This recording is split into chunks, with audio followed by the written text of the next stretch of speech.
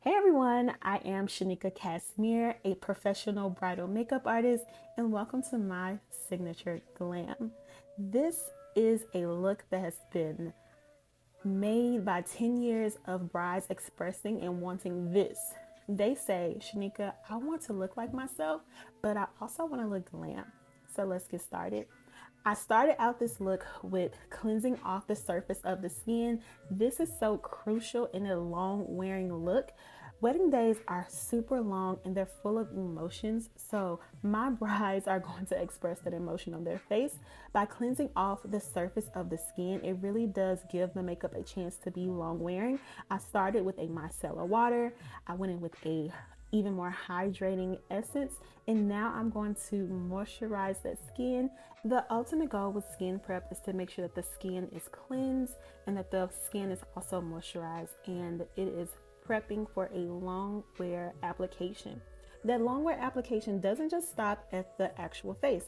I also have to prep the eyebrows and the eyelids to make sure that eyeshadow is just as long wearing as foundation. And what I have learned, y'all, is that eyebrows, because we move so much with our eyebrows, they are a living part of our face. You really have to prep them to make sure that they don't melt away from oil or sweat. So in order to do that, I use an eyeshadow primer, and I also set that eyeshadow primer with a finely milled powder, and I have seen that that just keeps my brows bulletproof.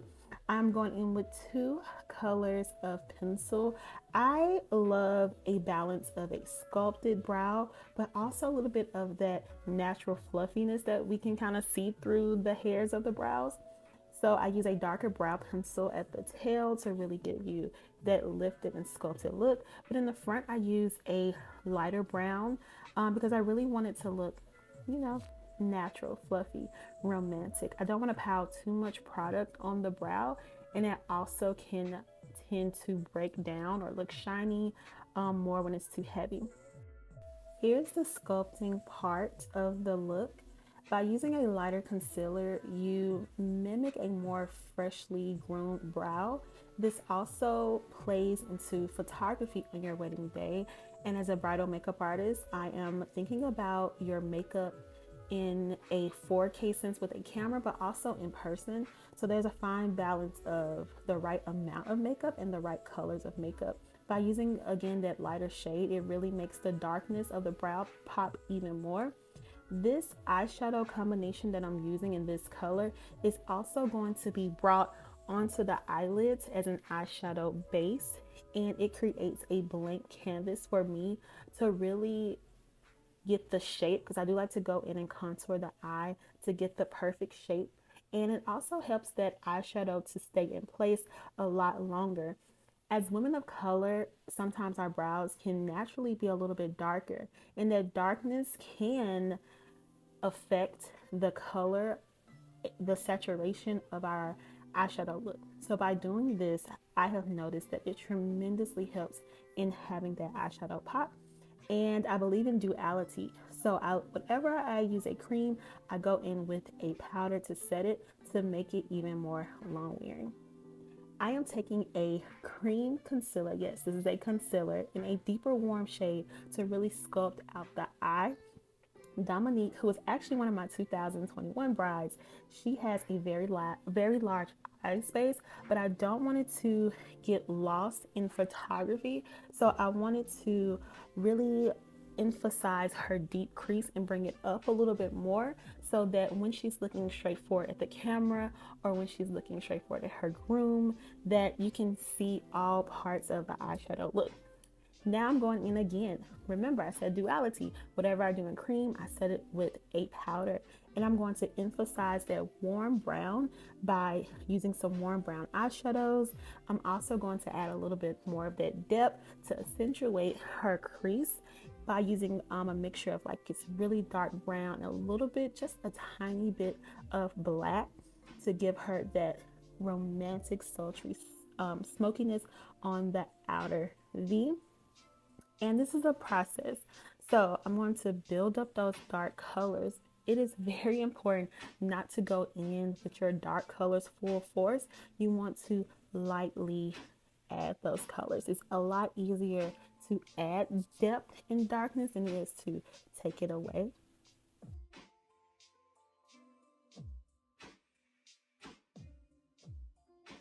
Now it is time to add a little sparkle to the eyelid. So I'm going to go in with this taupey color. This is one of my favorite colors in my signature Glam because it's not silver, it's not too stark on women of color, but it also has that reflectiveness to it.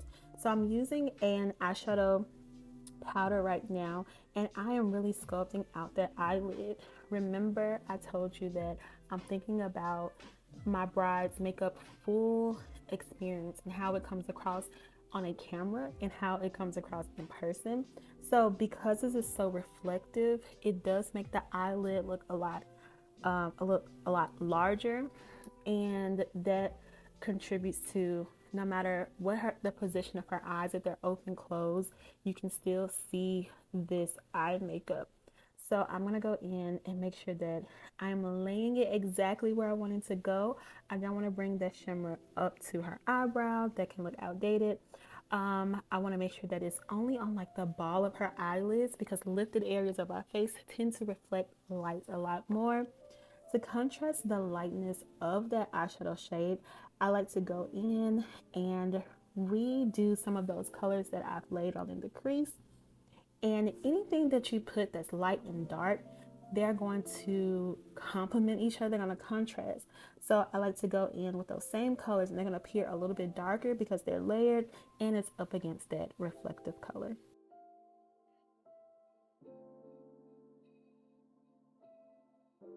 A lot of brides ask me about smoky eyes, and there are two main types of smoky eyes.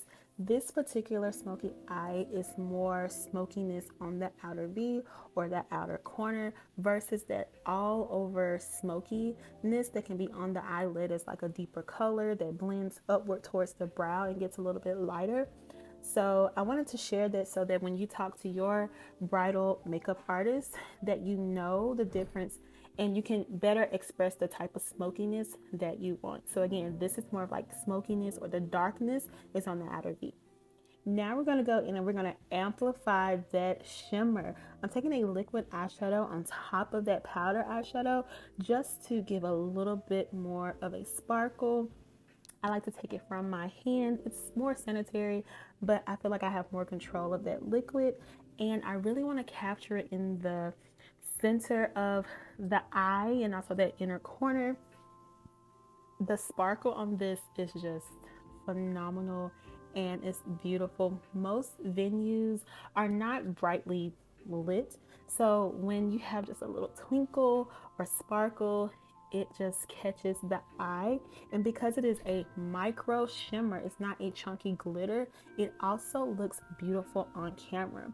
So when you are wanting glitter and shimmer, I always tell my honest truth with my brides that glitter sometimes does not translate on camera. You want a micro, super smooth shimmer in your eyeshadow. Now I'm going to ground this look in a with a black eyeliner just to define the eyes. Yes, you want to do some type of eyeliner. This also is going to help with concealing false eyelashes. Let's get back into the skin. I'm going to go in with another primer. It's a sticky primer, so it does help with the longevity of the makeup, and it's also hydrating for my bride. Again, she is dry combination. I am going to do a little color correcting, and it's very normal for women of color to have darkness around their mouth, but as I blend, I want you to see how the color is a orangey peachy color, but because the darkness around her mouth is actually blues and purples, once you put that orange peachy color on top, it cancels out those blues and purples. So it starts to eventually and effortlessly fade into her skin. And you can see how it's brightening, and I'm not even using foundation yet. And I wanted to do this before foundation because if I put that foundation on top of that deepness, it can sometimes just turn into this green or even like a gray color. So I wanted to make sure to cancel that out to give my foundation a true chance to be its true color. And she also wears glasses, so where there is like a dark impression from her frames, I wanted to color correct. And I only color correct when it's needed and also where it is needed. It's not a all over the face thing. I hope that you can see the difference that color corrector is making. And let me tell you what would happen if I did not do this. On women of color that have that darkness, once you put foundation on top of that darkness, those colors are interacting with each other and it can turn those deep areas gray or even green. So in flash photography, you look ashy and not like your true melanated self. I do not want that for you. You deserve so much better. Let's get into foundation. Foundation, my philosophy with foundation, I wanted to blur the lines between, oh, your makeup is so pretty, and I want people to say, oh, you look so pretty. So to get that natural color, that natural tone that we have, I'm going to go in with a deeper shade around the perimeter of the face. As women of color, we are a little bit deeper around the perimeter of our face, and we tend to be lighter in the center of our face. And with makeup, I don't think we are just one flat brown shade. So let me slap on one brown shade all over the face. I really want to play up the nuances of my bride's skin. That gives it that natural look, natural and not flat makeup look. So around the face, I'm going with a foundation that's a little bit darker. And I'm also going to carry that shade down her neck. If she has shorter hair, I would bring it behind her neck and also on the ears if her hair was pulled up. And in the center, I'm going in with a foundation shade that is lighter, that mimics the tone in the center of her face. Again, it just gives that more natural appearance.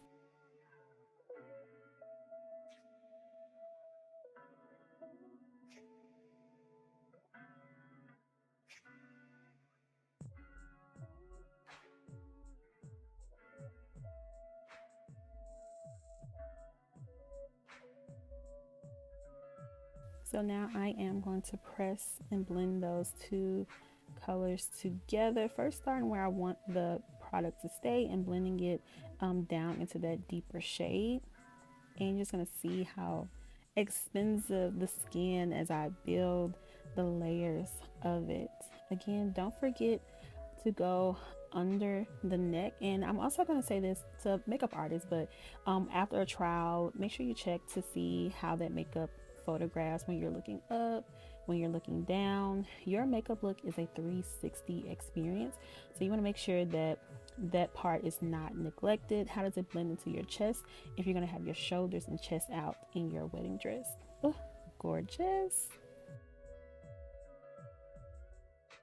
Now I'm going to go into my concealing and I'm going to take a shade that matches the center of her face a little bit more to add another light layer of coverage. And then I'm going to go in with a shade that is about 1 or 2 shades lighter than her skin tone.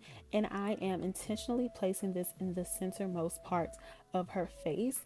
This is my highlighting, and we want to highlight places that are going to naturally stand out. The under eye is so important. One, it has to be bulge proof, bulletproof from the tears and the waterworks, but it also has to be um, beautifully laid and lit, because the center of your face is where most people look at you. They look at you in your eyes. And I wanted to make sure that it just looks gorgeous in pictures. Our skin tones are not just one flat brown shade with powder on top. No, our melanin is so varied, and I want to make sure that that is shown in the skin. So I highlight in the center of the forehead, underneath the eyes, the chin, but this part looks a little crazy, I know, but I like to really give my brides that like forever stamp smile, so that no matter what angle, whenever the photographer comes, my bride just looks lifted and happy, and she's really in the moment and in love. It's such a romantic day. I'm imprinting and stamping the romantic into your face.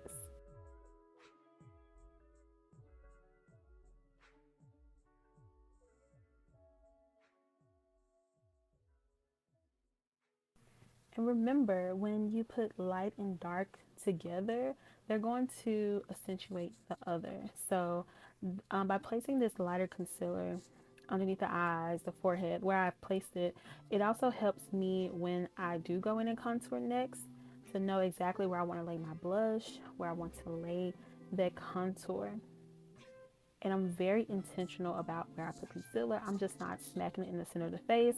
I know where I want it to go because I know what I want the photographs to look like for my brides. And I just want it to look like an effortless blend. And if you see the flash, I am located in a photographer studio, so it was a photo shoot going on. But look at the skin. It's just, it's everything. It's melting. Now I'm going to go in and I'm going to bring back some depth in her skin. Highlighting, contouring is a vital technique on wedding days because of how it just comes up into picture. Foundation is your base. Foundation takes away the natural curvature of the face, and I want to keep that. I want it to still show up on camera. So I'm going to go in the places where we are just naturally contoured. So that's under the jawbone, on top of the forehead, and also the bridge of the nose. And just look at that color. I want you to notice that it's not too off from her natural skin tone, maybe 1 or 2 shades deeper. I love to go in with a smaller brush to blend out the contour because I want that contour to stay exactly in that place. And also, many brides have lace closures or wigs, and you don't want to apply that contour shade directly on top. Kind of bring it down and then lightly blend that product up toward the hairline. You don't want to mess up the beautiful hair. Like, you don't want to mess up the lace. So I'm also going to go underneath the chin. Again, your makeup look is 360. It's what's on the front of the face, on top, and also underneath. This also helps to bridge the deeper skin tones that are present in our chest and on our shoulders into the foundation. With the nose, it can be a little controversial to talk about nose contouring. So I don't really like to call it contouring, mostly shading the skin. Just again, bringing more depth into the skin so that the nose is not just flat or lost. You will thank me and your makeup artist for doing this step. It just looks so beautiful. Now we're going to go in with some cream or liquid blushes. I'm using 2 colors because I want a happy medium between, look at Dominic. I want a happy medium in between both of these colors. So I like to take a little bit of like a peach and go like a deeper orange. It looks so beautiful on our brown skin. And so I'm going to have her smile. And y'all, imagine getting ready. Your face is already looking, it already looks so beautiful now. But this is such a great time for when the photographer comes and take those behind the scenes. The bride is smiling, getting on this blush. But what I love about liquid blush, again, duality. I want to make sure that this makeup lasts, and blush can sometimes fade away quickly. So by layering a liquid or cream blush and then putting a powder on top, it's just going to help that blush stay in place a lot longer. So I'm having her smile, and I like to go in with the lighter part of the mixture and then add a little bit of that deepness of that color as we go back towards her hairline. But yeah, have her smile, talk about something happy, and just to really see the placement of that blush. Blush just makes us look even more romantic. You know, you've heard of the blushing bride, but it also adds that happiness that is present on that day. I love this look. It's just so beautiful, and I love how everything is so balanced. And the makeup is living in harmony. The eyes, the skin. To me, I feel like the eyes pop even more with that foundation. It just is such a beautiful look. So now we're gonna go, and it's time to start setting the face. We're gonna make sure that that makeup is even more bulletproof. So I go in and I smooth out under the eye because during this time, I'm sure the bride has talked and moved, even cried sometimes. So just going back in and making sure that concealer is smooth. And now I'm gonna go in with a powder. I love the mineralized skin finish from MAC, and I'm gonna press a little bit of that powder under the eye. I'm gonna use maybe 2 more powders after this. Y'all, powder is one of my favorite steps because it truly is the filter, the real life filter of the skin. It is, look at it. And this side, the one that I used to powder, you can see how it's not shiny and the other side is shiny. That means it's not set. But you want it to look like that. You want it to be more matte. So I went under the eyes, and now I'm going to take another mineralized skin finish that is her skin tone, and I'm going to press that into her skin. I am pressing it into her skin because I want to set the rest of the face, and I don't want it to move as I start to apply other powder products such as bronzer and blush on top. And by setting the face again, it's another layer of makeup, but it does provide that smoothness. Like again, it's a look at that. It is a filter, and it just helps in the longevity of her makeup. Now it is time to bake. Baking again is just another step that adds more of a filter that smooths out the skin. And I'm also going to be using this powder as a safety net. I'm going to go under her eyes with some eyeshadow momentarily, and I want to make sure that if that eyeshadow falls, it just lands on top of this powder and easily sweeps away. I'm also using this powder to really enhance the areas where I highlighted. So you remember I put that concealer on her forehead, underneath her eyes, and on her chin. That's the reason why I went in with this like yellow baking powder. And baking is essentially using the heat from your skin, and you are kind of trapping in that heat in that specific area to make sure that that makeup is a little bit more long lasting. I'm going to go in with a cream underneath her eye. I do layers. Again, I'm preaching it because I want this makeup to be long lasting. This is providing a colored base, and now I'm going to press in those same shades of eyeshadow that I used in her crease and on that outer V. It creates more balance with the eye. Whatever I do up top, you want to make sure that some of that shows underneath the eye, and it also really defines the eye so it's not lost in everything else that's going on your face. I'm going to also add a nude eye kohl or eyeliner pencil in her waterline. And what this does is kind of add a little bit more brightness against the smokiness that's underneath her eye to make her eyes look brighter, more romantic, more awake. And I love doing this for brides who have a wedding that starts maybe in the afternoon, but the reception leads into the nighttime. It's just a great balance of that daytime look with more of like a smoky nighttime look. I just love it. She said it's so smooth. And I want to show you. It's from Milk Cosmetics. Look at that. It's such a pretty beigey color. It looks so good. And it lasts in the waterline. So now I'm going to press in that powder. I'm very intentional about how I press around that powder on top of the lip. Let's be honest, y'all. We can sometimes have a little peach fuzz. So you want to make sure that you press that powder down. I'm not going back and forth, up and down. I don't want to accentuate that and coat both sides of the hair that may be on our face. So pressing in that powder, again, it creates a filter. It just locks in the lightness in the center of the face. Just look, so smooth. I'm gonna add even more glam by adding some false lashes. Lashes are very personal to the bride and also to the look, but I love a natural lash, but I love like this in between dramatic lash. You can see the difference, how the eye is just popping more with the lash and without the lash. I always suggest because they're such a tiny facial feature, they can get lost in flash photography. Next, we're going to bronze and add some warmth to the skin. This just makes the skin look even more alive. It's not, again, just flat, but a little bit of, touch of the sun, especially on women of color. It just really accentuates our brown skin.